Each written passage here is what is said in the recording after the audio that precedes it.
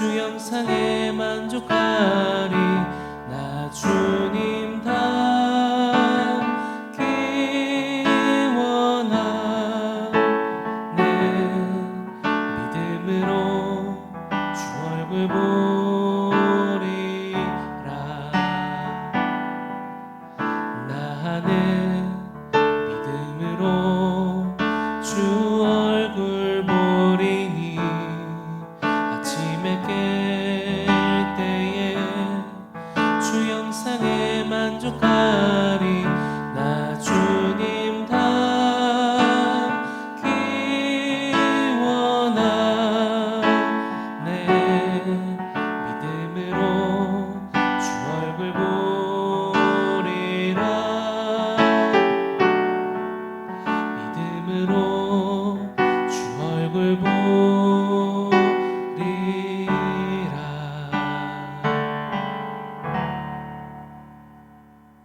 샬롬. 오늘 함께 보실 말씀은 디모데전서 4장 1절에서 5절 말씀입니다.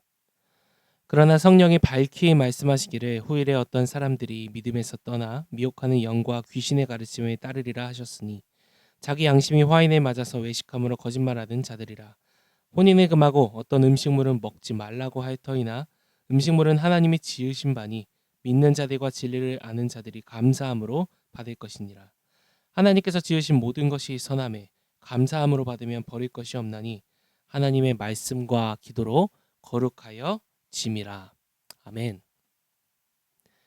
어제에 이어서 동일한 본문으로 거룩함에 대한 이야기를 나누고자 합니다. 어제는 거룩함은 하나님의 뜻이다. 또 우리가 거룩하여질 수 있는 것은 하나님의 말씀을 보물처럼 소중히 여기고 내 안에 보존할 때 그것을 통해 우리가 거룩해질 수 있다 했고요. 또 하나님을 사랑하는 방법이 또 이 거룩함이다라고 이야기를 나누었습니다. 자, 그렇다면 오늘은 이 엇나간 거룩함에 대해서 나누어 보려 하는데요. 오늘 본문에서 말하고 있는 그 거룩함입니다. 본문을 다시 한번 살펴보면 이 에베소 교회 안에 디모데가 목회하고 목양해야 될 성도들 중에는 믿음에서 떠나서 미혹하는 영과 귀신의 가르침을 따르는 이들이 있었다고 합니다. 그들이 일어날 것인데 이미 교회 안에 숨어들어 있었죠. 그들은 양심이 화인을 맞았다라고 되어 있습니다. 이 뜨거운 불로 살을 지져서 더 이상 감각이 없는 것처럼 양심의 화인을 맞아서 외식함으로 거짓말하는 자들이다 말하고 있습니다. 또 그들이 무엇을 교회 안에 주장하냐면 결혼을 하면 안 된다.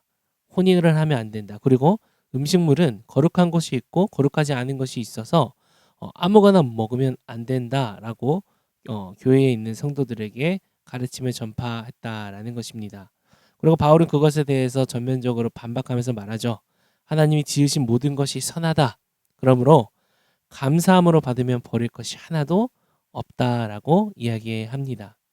자, 오늘 여기서 나오는 이 거짓 교사들, 믿음을 떠나고 양심이 화인을 맞았고 귀신의 가르침에 따른다라고까지 말하는 바울이 극단적으로 비판하고 있는 이 자들, 도대체 정체는 무엇이고 이들이 말하는 거룩함이란 도대체 이 엇나간 거룩함은 무엇일까요?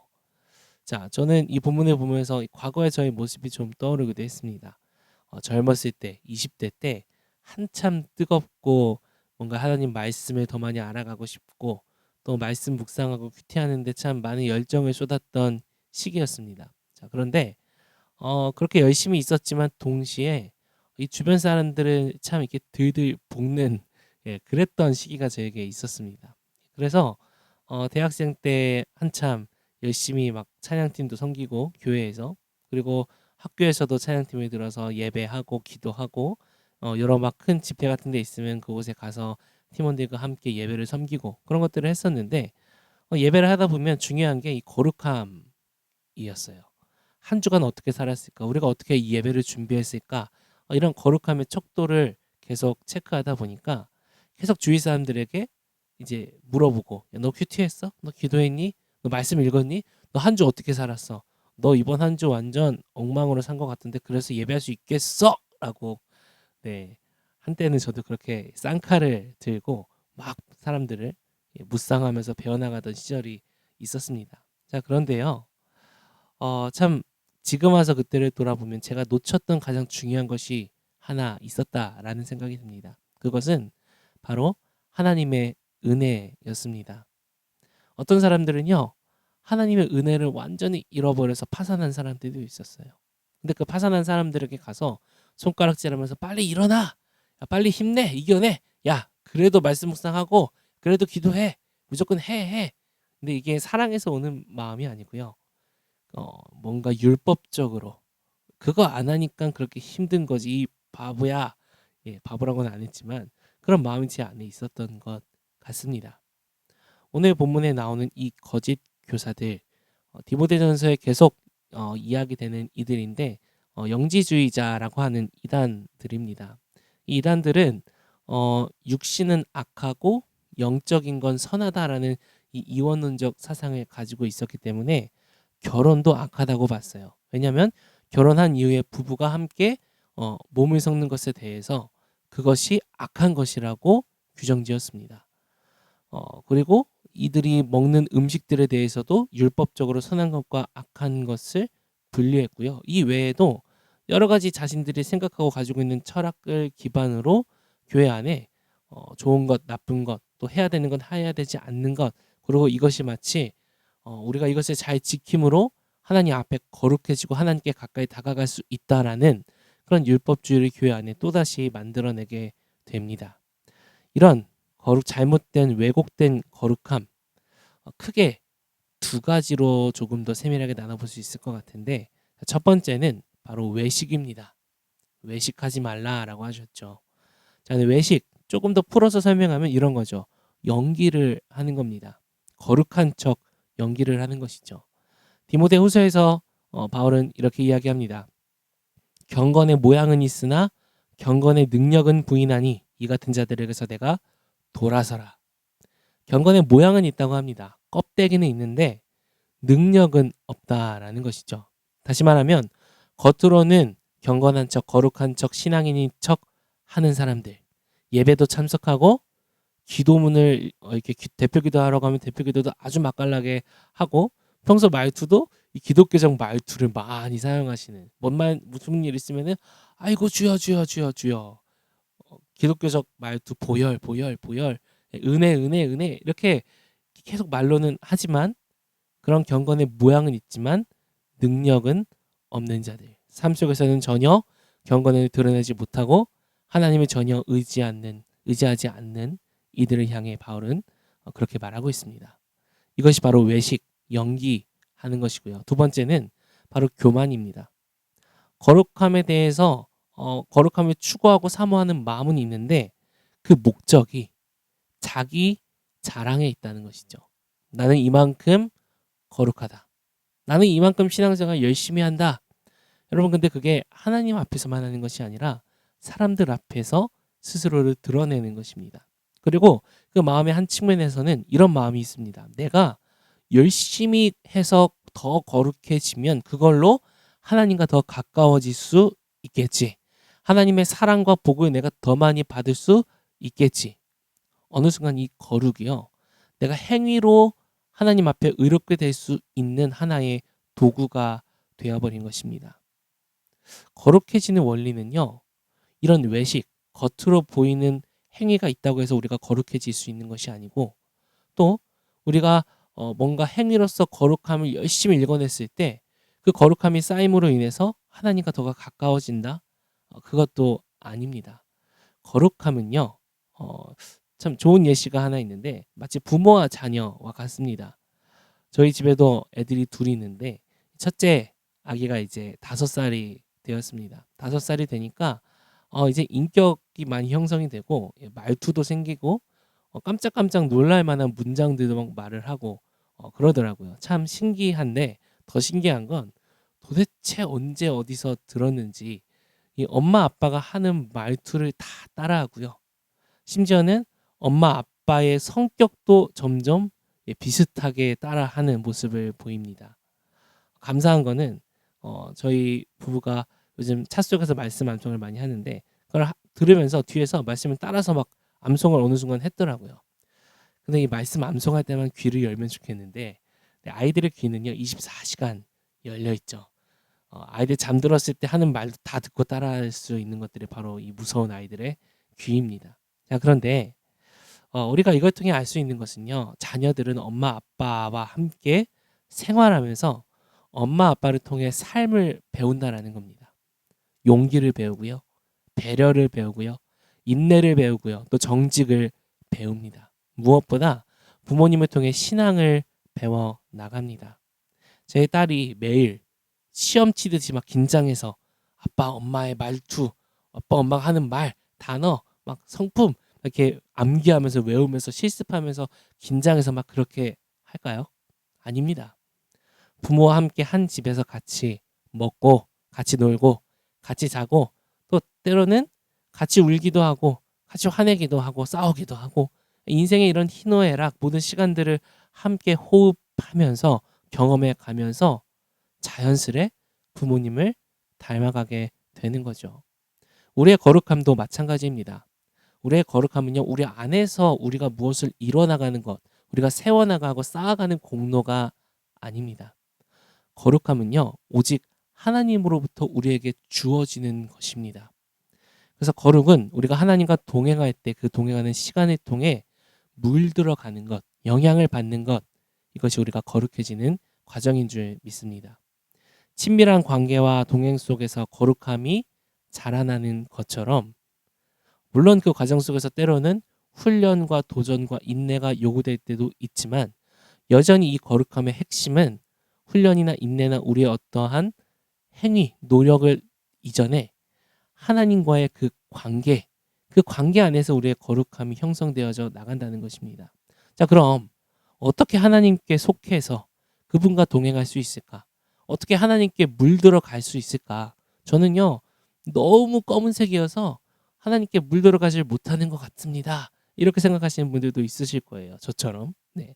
근데 하나님과 동행한다는 것은요, 동행하는 어떤 느낌을 갖거나 아니면 하나님께 뭐 시시때때로 막 말을 걸고 혼자 대화하면서 좋은 방법일 수는 있겠지만 그것이 하나님과의 동행 그 자체가 되지는 않습니다.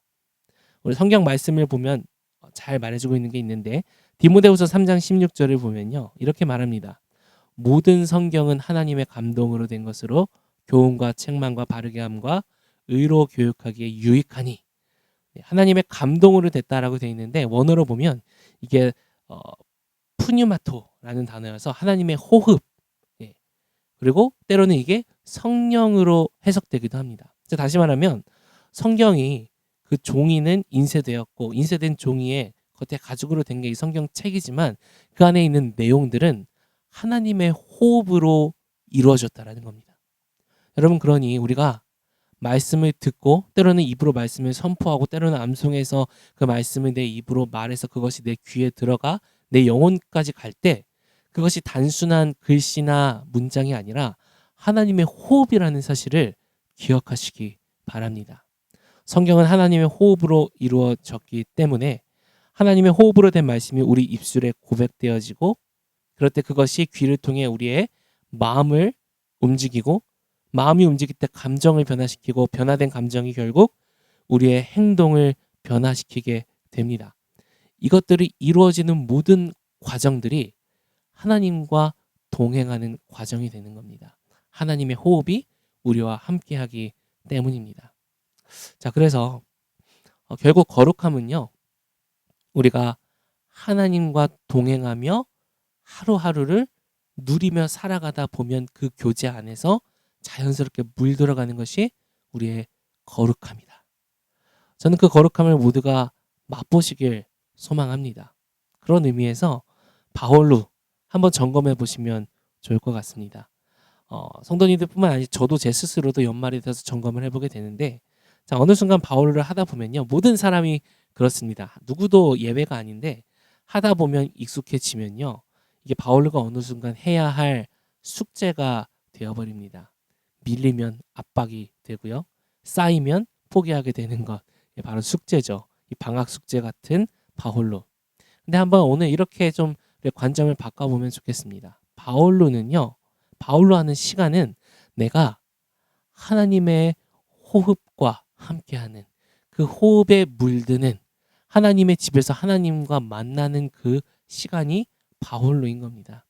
그 시간에 내가 말씀을 얼마나 잘 이해하고 깊게 묵상하고 그것을 떠나서요. 바울로 하는 그 시간이 내가 하나님 앞에 나아가는 시간이 되는 겁니다. 자녀가 부모와 함께 살아있는 관계 속에서 배워가듯 우리가 하나님 곁에서 계속 머물게 되면 자연스럽게 그분을 닮아가게 되고요. 거룩해져 가고요. 거룩해짐이 더욱 우리 안에 진하게 쌓이게 될 때, 물들게 될 때 자연스레 우리 안에 또아리를 틀고 있었던 죄의 권세들이 무너지기 시작할 겁니다. 나에게 바울로는 무엇인가? 그 시간이 나에게는 어떤 시간인가? 그 시간들이 나에게 주는 의미는 무엇인가? 한번 오늘 생각해 보시며 오늘 본문이 열왕기상 12장에서 14장인데요. 이 말씀을 통독하시면서 쭉 읽어보시고 막 위대하고 거대하게 하려 하지 마시고 처음에 한 절이 어려우면 한 문장도 됩니다. 읽으시다 마음속에 하나님 주시는 그런 한 문장 한 절 한 단어가 있다면 그것을 잡고 그것이 내 마음에 어떠한 파문을 일으키든지 묵상하시면서 그게 은혜일 수도 있고 뭐 기뻐하라 돌보심 여러 가지 단어일 수 있겠지만 그 단어와 내 마음 그 단어가 내 마음에 어떤 파문을 일으키는지를 묵상해 보시고 그 다음에 그것을 가지고 하나님 앞에 하나님 제가 무엇을 회개해야 할까요? 하나님 제가 무엇을 감사할 수 있을까요? 하나님 제가 무엇을 기뻐할 수 있을까요? 말씀 앞에 서 보시면서요.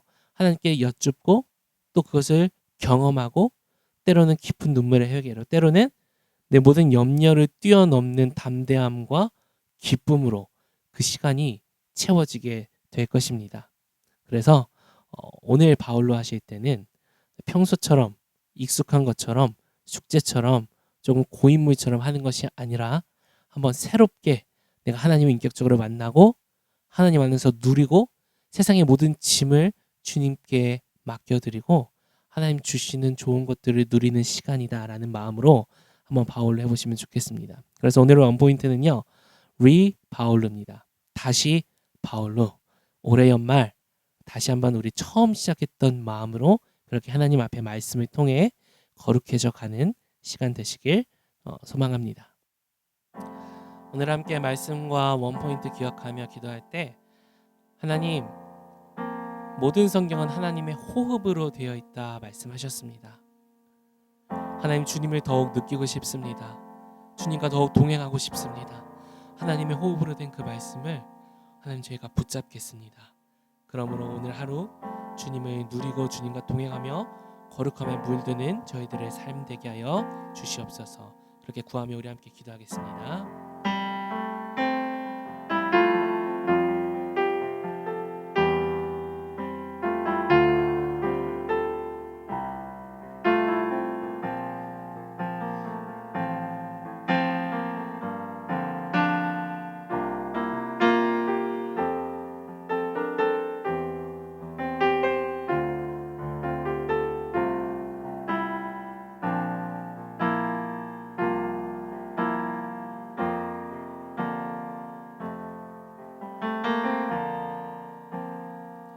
하나님, 주님을 더욱 닮아가고 싶습니다. 주님을 더욱 사랑하고 싶습니다.